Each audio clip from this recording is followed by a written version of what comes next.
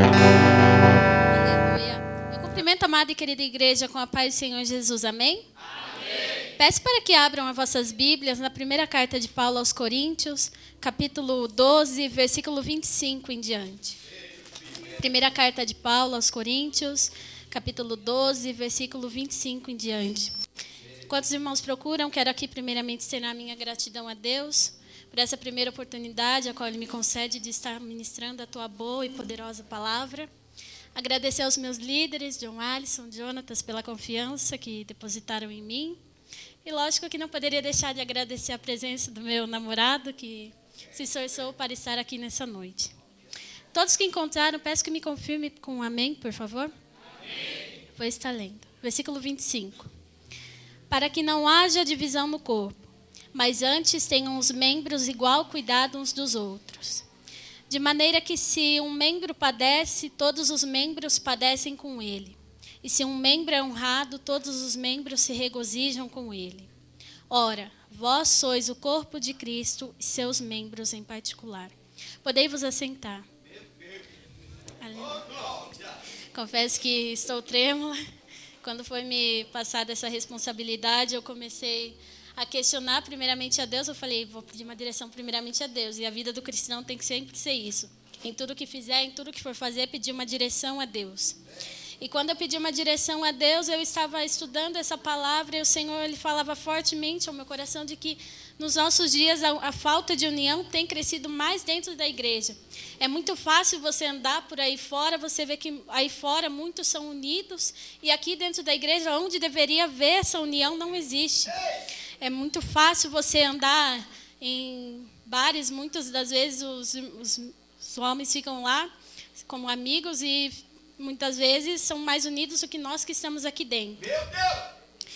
E estudando essa palavra, eu comecei a analisar quão forte foi o que Deus falou através de Paulo para a igreja de Corinto. Aqui nessa carta é muito interessante que nós vemos a ação da graça na vida de Paulo, porque Paulo, outrora, ele enviava cartas para perseguir o povo cristão. E agora ele já não envia cartas perseguindo o povo cristão, ele envia cartas ensinando, exortando a igreja de Deus. E é muito lindo porque hoje em dia muitos limitam a ação do Espírito Santo. Muitas vezes até diziam que Paulo não tinha nada, Deus não tinha nada com Paulo, mas nós vemos que Deus usou tremendamente a vida dele para a igreja. Um homem que perseguia, um homem que era perturbado, vamos assim dizer, sempre gostava de perturbar o povo cristão, mas para Deus nada é impossível. A obra na vida dele não foi impossível. E na sua vida também não é impossível. Deus pode operar sim. Um ponto que nós temos que entender antes de entrar diretamente nesse texto é que Paulo ele vai começar a falar da união com a igreja de Corinto. Por quê? Porque a igreja de Corinto era uma igreja cheia de Deus, porém muito desunida na obra. Quando nós estudamos a igreja de Corinto a fundo, nós vemos que era uma igreja muito caridosa, muito amiga. Porém, na obra de Deus, essa união, essa caridade, esse amor, já não havia na presença de Deus. Eles não conseguiam ser unidos na obra de Deus. No capítulo anterior, no versículo 18, Paulo ele retrata exatamente isso. De que a igreja de Corinto, quando eles se ajuntavam na igreja, que havia dissensões entre eles. E por que Paulo ele se preocupa tanto com a falta de união? Paulo ele se preocupa porque a falta de união ela tem os seus perigos. Nós vemos que hoje em dia a falta de união ela tem gerado separações, tem gerado conflitos, pode ser familiares ou não, até mesmo dentro da igreja. E nós temos grandes relatos na Bíblia que revelam isso. Quando nós lemos lá em Gênesis 13, nós vemos que a desunião entre os pastores de Ló e os pastores de Abraão foi a causa da separação entre Abraão e Ló. Lógico, tudo tinha um propósito mais a fundo da parte de Deus. Porém, nós vemos que a desunião, a separação entre eles foi gerada pela desunião. Quando com Sara e Agar não foi diferente. A desunião entre as duas gerou a separação de um pai do seu próprio filho, ou seja, de Abraão e Ismael. Então, nós vemos que nós temos que, sim, nos preocupar com a falta de união nos nossos dias. Porque a igreja de Cristo, ela é uma família. A igreja é uma família. E se nós não nos comportarmos como uma família, como que Deus vai operar no nosso meio? Uma família não vira as costas, uma família não vira as costas quando o irmão está passando por um momento difícil. Uma família tem que estar ali para sempre estender a mão quando o irmão precisar. E entrando já diretamente no texto, Deus me ajudou a montar 3 pontos. E o primeiro ponto é que a igreja do Senhor tem que reconhecer a unidade em Cristo e que somos todos membros de um só corpo. Não existe um corpo exclusivo para você fazer parte. Não existe um corpo exclusivo para cada um. É um corpo para todos. Não tem essa divisão. E é isso que Paulo ele vai começar a tratar com a igreja de Corinto. Porque a igreja ela é um corpo formado por vários membros. Não sou só eu o membro do corpo. Não. A igreja ela é um corpo formado por vários membros. Não é só você. É todos juntos. E para fazer parte desse corpo, Paulo, ele, no versículo 13, ele vai dizer um requisito muito grande, muito essencial para fazer parte desse corpo. Paulo, ele diz, pois todos nós fomos batizados em um espírito, formando um corpo. Quer judeus, quer gregos, quer servos, quer livres, e todos temos bebido de um espírito. O que Paulo ele está dizendo? Ele está dizendo que para fazer parte do corpo não é você apenas se intitular filho de Deus e dizer, sou filho de Deus. Não. Para você fazer parte do corpo, você tem que ser alcançado pelo Espírito de Deus. Porque a igreja ela é um corpo que foi alcançado pelo Espírito de Deus. Então, você não pode dizer que faz parte pelo Espírito da igreja se você não foi alcançado pelo Espírito de Deus. E quando nós lemos em Romanos 8,16, nós vemos que Paulo ele escreve que o Espírito de Deus é quem testificará com o nosso espírito que somos filhos de Deus. Então, se o Espírito de Deus não testifica que você é filho de Deus, sinto muito lhe dizer, filho de Deus você não é. Você está dizendo muita coisa. Então, o Paulo ele retrata muito bem que só faz parte do corpo aquele que passou pela união e o nascimento no Espírito. E como que eu sei que eu fui alcançado pelo Espírito, Nathalie? Simples, através da transformação. Nós vemos que quando uma pessoa ela aceita a Jesus de todo o coração verdadeiramente, a vida dela já passa a mudar, não vai ser da mesma maneira. E assim foi na vida até mesmo do apóstolo Paulo. Paulo antes ele tinha algumas atitudes antes de ter um encontro com o Espírito de Deus, e depois de ter esse encontro com o Espírito de Deus, suas atitudes já mudarão, o seu jeito mudará, porque esse é o efeito do nascimento no Espírito, a transformação. Muitas vezes a gente limita a ação do Espírito apenas no falar em línguas, ou muitas vezes dançar no Espírito Santo, porém não. A ação do Espírito ela pode ser gerada através da transformação. Muitas vezes aquilo que você fazia antes, outrora o que você agia, já não é o que você faz mais hoje. E isso é o efeito do nascimento no Espírito. Em Ezequiel, capítulo 36, versículo 26 e 27, o profeta Ezequiel ele vai retratar exatamente isso que eu estou dizendo. Ele vai dizer que quando a pessoa ela é alcançada pelo Espírito de Deus, aquilo que era como pedra, como se fosse como pedra, que ele não tinha prazer, começará a ter prazer. Ou seja, quando a pessoa é alcançada pelo Espírito de Deus, ela começará a ter prazer nas coisas de Deus. Muitas vezes não será mudanças radicais da noite para o dia, mas aos poucos você vai vendo que a mudança será gerada. Quando nós somos alcançados pelo Espírito de Deus, aos poucos as coisas, o nosso olhar não será mais apenas aqui na terra, o nosso olhar será nas coisas celestiais. Colossenses, capítulo 3, versículo 1, vai ser retratado isso, de que quando ressuscitamos em Cristo, o nosso foco tem que ser nas coisas do alto, naquilo que é de cima, naquilo que é de Deus. Porque muitas vezes estamos tão focados nas coisas aqui da terra e não nos firmamos no que verdadeiramente Deus quer. Em Mateus capítulo 6, versículo 33, vai estar escrito: buscai primeiro o reino de Deus e a sua justiça, e as demais coisas vos serão acrescentadas. Ou seja, você tem que buscar primeiro focar nas coisas celestiais, esquecer que demais Jesus cuida. Mas às vezes a gente se preocupa tanto com o dia de amanhã e esquece de aproveitar o momento que estamos vivendo, o momento que estamos na casa do Senhor. Porém, nós temos que a cada dia mais e mais buscarmos nos firmar na presença de Deus.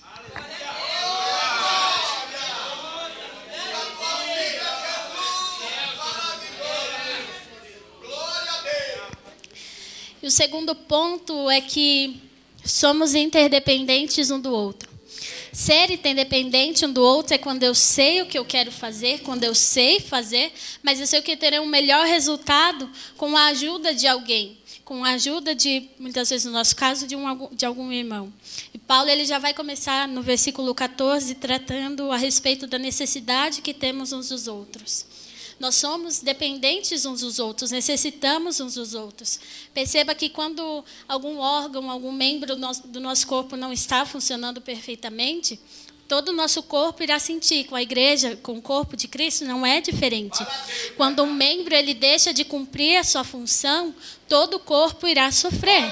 E muitas vezes nós deixamos de falar, deixamos de pregar, deixamos de até mesmo louvar um louvor que muitas vezes uma alma estava precisando. É muito triste ver que hoje em dia o povo está se intimidando muito, está se fechando muito. Eu digo isso porque eu era assim, mas Jesus foi trabalhando na minha vida e hoje estou aqui para a honra e glória do Senhor Jesus. Nós precisamos uns dos outros, temos que reconhecer a necessidade que temos uns dos outros. Porque da mesma maneira que somos membros do corpo de Cristo, somos membros individualmente uns dos outros. Não adianta eu querer dizer que tenho comunhão com Deus se eu não tenho comunhão com o meu irmão que está ao meu lado. É impossível você dizer que tem comunhão com Deus se você não tem comunhão com o seu irmão que está ao teu lado. Porém, nós vemos que hoje em dia o amor de muitos tem se esfriado. É muito triste você ver que quando uma pessoa, ela, por algum motivo, se enfraquece na presença de Deus, a primeira coisa que nós cristãos fazemos é virar as costas. Coisa que não deveria acontecer no nosso meio. Porque nós deveríamos estender as mãos, estender a mão para sempre ajudar ao irmão. Porém, não. No nosso meio é assim. O irmão caiu? Tchau, não preciso mais dele, acho que não se levanta mais, não precisa da minha ajuda. Porém, não é dessa forma. Quando nós lemos em Gálatas, capítulo 6, versículo 1, nós vemos que Paulo ele irá retratar exatamente isso, de que quando o irmão é surpreendido em alguma ofensa, quando o irmão está fraco, você não tem que virar as costas. Você tem que sim ajudar, porque ele ainda escreve. Vós que sois espirituais. O que Paulo ele escreve? Ele escreve que muitas vezes uma pessoa está fraca, você tem o apoio, você tem o suporte, pode dar um suporte para aquela pessoa. Aquela pessoa provavelmente precisa e você tem como ajudar. Muitas vezes você pode não estar bem, mas você tem como ajudar. Porque a palavra que Deus liberou é para você liberar também. Muitas vezes nós limitamos muito isso. E no versículo 15 em diante, Paulo ele vai começar algo mais profundo, tratar algo mais profundo com a igreja de Corinto. Ele irá dizer no versículo 15: se o pé disser, porque não sou mão, não sou do corpo, não será por isso do corpo? E se a orelha disser, porque não sou olho, não sou do corpo, não será por isso do corpo? Se todo o corpo fosse olho, onde estaria o ouvido? Se todo fosse ouvido, onde estaria o olfato? Mas agora Deus colocou os membros no corpo, cada um deles como quis. O apóstolo Paulo ele vai estar dizendo o quê? Que muitas vezes nós limitamos o nosso chamado a um cargo. Ou seja, porque eu não sou pastor, porque eu não sou missionário, porque eu não sou diácono, eu não tenho um cargo na igreja, eu não tenho o que falar, eu não tenho o que pregar. Porém, lá em Marcos, capítulo 16, versículo 15, Jesus ele vai irá deixar uma missão para os apóstolos e é para nós também. Ide por todo mundo, pregai o evangelho a toda criatura. Ele não falou, espere você ser pastor para ir pregar pelo mundo. Espere você ser um diácono para ir pregar pelo mundo. Não, ele falou, ide por todo mundo, porque a mesma boca que o pastor tem, você também tem. Então você tem que pregar cada dia mais. Não podemos ficar limitando a nossa chamada. Você deve se comportar de acordo com o seu sonho desde já. Se você quer ser um pastor mais para frente, se comporte desde já, pregando, orando, jejuando. Se comporte como o seu sonho. Não queira receber primeiro para depois começar a orar, jejuar e buscar. Não, você já tem que começar desde antes. Se você quer receber algo de Deus, você tem que começar desde antes. Aleluia.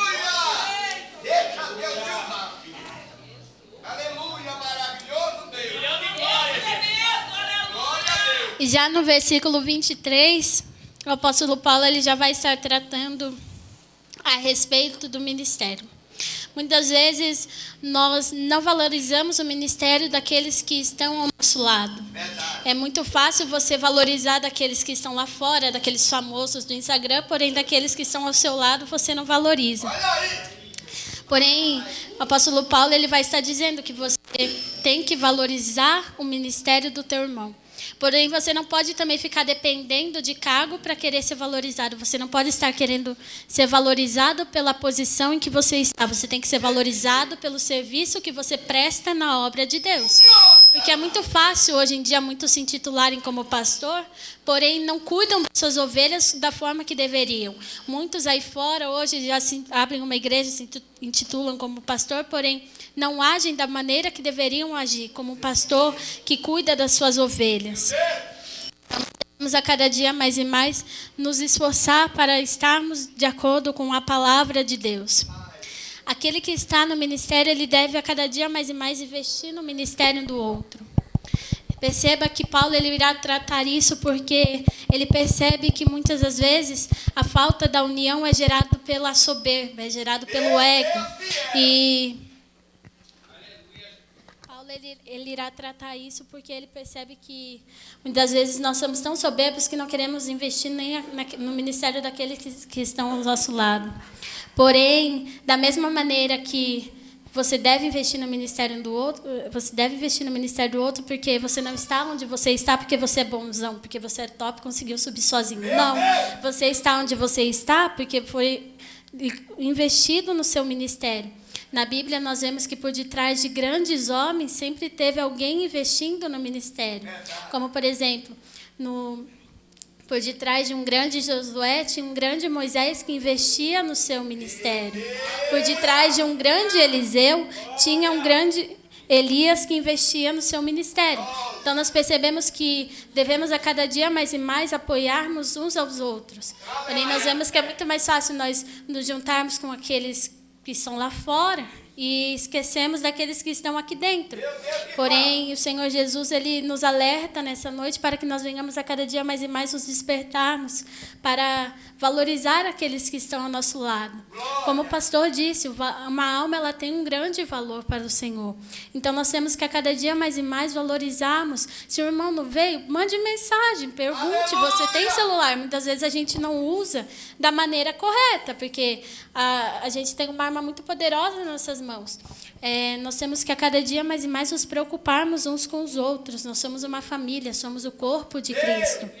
E o Senhor é muito claro em dizer que nós devemos sempre estender a mão um para os outros. Quando ele disse amais uns aos outros, ele não disse seja seletivo a quem você vai amar. Ele não disse escolha quem você vai amar, ele disse amais uns aos outros. Porém, nós vemos que nos nossos dias, hoje, o povo é muito seletivo a quem vai amar. O povo é muito seletivo a quem vão escolher ajudar ou ter do lado. Porém, não. Nós temos que, sim, nos ajudar uns aos outros. Não podemos ser seletivos na presença de Deus. E o terceiro e último ponto que eu quero tratar é a respeito dos efeitos da união. Muitas vezes nós vemos que a união a desunião ela gera conflitos, mas a união ela tem os seus benefícios também. Mas primeiro de tudo nós temos que entender que ninguém é completo. Quando nós lemos no versículo 28 e versículo 29, Paulo, instituído por Deus, ele vai estar tratando a respeito de que Deus ele deu uma missão específica para cada um. Deus ele deu um chamado específico para cada um. Ou seja, alguns têm o dom de interceder, outros têm o dom de orar, outros têm o dom de pregar, outros têm o dom de louvar. E muitas vezes nós queremos ter todos os dons para nós, mas ficamos desapercebidos e não percebemos que Deus ele não quer que você tenha todos os dons. Deus ele quer que você venha ser unido com aquele que tem outro dom para que você venha cada dia mais e mais crescer na obra de Deus. E é a união que vai gerar uma igreja completa. É a união que vai fazer com que a igreja venha crescer a cada dia mais e mais. Nós vemos que hoje em dia nós temos que a cada dia mais e mais nos unirmos, porque o fim dos tempos está próximo, Jesus está voltando, e aí, se Jesus voltar? Aquilo que você negou de fazer para o seu irmão, você vai ter que arcar. Aquilo que você negou de ajudar ao seu irmão, você vai ter que arcar. E nós vemos o quão importante é a união dentro da igreja, porque quando nós lemos lá em Atos capítulo 1, versículo 14, nós vemos que todos perseveravam unanimemente em oração. Ou seja, todos estavam juntos em busca da promessa. E no capítulo 2, nós vemos que todos foram cheios juntos. Então, juntos estavam no processo e juntos receberam a promessa. Nós temos que a cada dia mais e mais ter esse pensamento conosco. Porém, tem muitos que, infelizmente, não participam do processo e querem receber a promessa. Aí já é difícil. Porque o Senhor Jesus, ele não gosta de crente preguiçoso, que só quer receber, mas não quer oferecer também. Que nessa noite nós venhamos a cada dia mais e mais nos atentarmos a isso. Se estamos da maneira correta na presença do Senhor, se estamos unidos na presença do Senhor. O Senhor Jesus, enquanto eu estudava essa palavra, o Senhor Jesus, ele falava que ele requeria mais união, tanto da mocidade, mas quanto de toda a igreja. É muito fácil a gente querer falar da união da boca para fora, porém, e nas práticas? Porque a palavra de Deus, ela não tem que ser apenas falada, ela tem que ser vivida. Você tem que mostrar aquilo que você está aprendendo nas suas práticas, nas suas atitudes. E a cada dia mais e mais temos que buscar estarmos andando de acordo com a palavra. E é isso que o Senhor Jesus me usou para falar nessa noite. Desde já eu agradeço a minha rica oportunidade e as palmas louvo ao Senhor Jesus.